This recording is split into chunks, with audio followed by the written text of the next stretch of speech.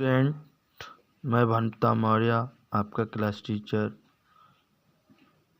आपको मैथ पढ़ाने जा रहा हूँ, जिसमें एक्सरसाइज 11A निम्नलिखित समीकरण को हल कीजिए और उत्तर की जांच कीजिए, अर्थात x का मान ज्ञात करना है। अब ध्यान से देखें, पहला क्वेश्चन है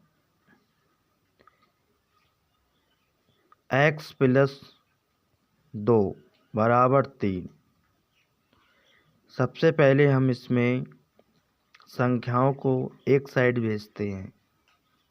x बराबर लिख लिया हमने, और इस 2 को उस साइड भेजेंगे तो उसका चिन्ह बदल जाएगा। प्लस का है, इधर आके माइनस का हो जाएगा। अब क्या करते हैं, ऐसे लिखने का, ये 2 और 3 है, एक माइनस का है और एक प्लस का है, तो ज़्यादा में से कम वाले को घटा लेते हैं। 3 में से 2 गए तो 1 बचता है। ये हमारा समीकरण का मान निकल के आ जाता है, जिसे x का मान कहते हैं। अब दूसरा क्वेश्चन है b, 3 + x = 4। तो हमें संख्याओं को एक साइड ले जाना होता है, तो x हमने इधर रख लिया बराबर, और 4 और 3 उस साइड जाएंगे तो ये माइनस के हो जाएंगे, -3 हो गए। अब जो ज़्यादा हैं उसमें से घटा लेते हैं। 4 ज़्यादा हैं तो जो ज़्यादा होंगे उसी का चिन्ह आ जाता है, तो 4 में से 3 गए तो 1 बचा। तो इस तरीके से आपको ये सवाल करने हैं। इसी तरीके से ये दिया हुआ है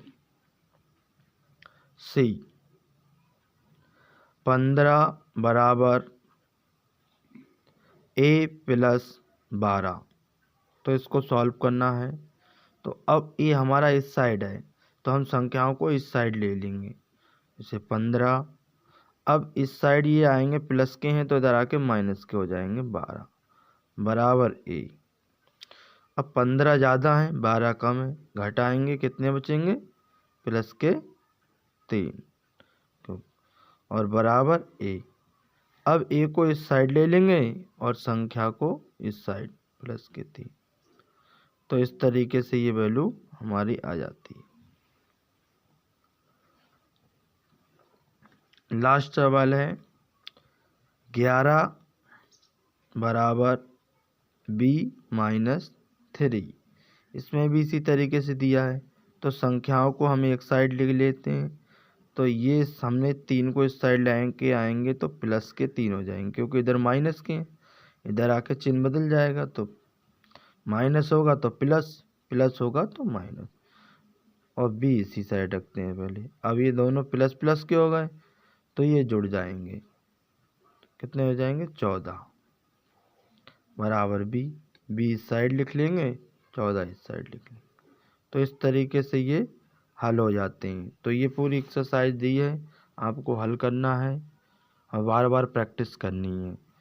दूसरा क्वेश्चन है 1 से 20 तक शब्दों में गिनती लिखिए और याद कीजिए। तो ये आपका होमवर्क है, इसे बढ़िया तरीके से ये याद करें और बार बार प्रैक्टिस करें, और इसको अपनी फिर कॉपी पर लिखना है। Thank you.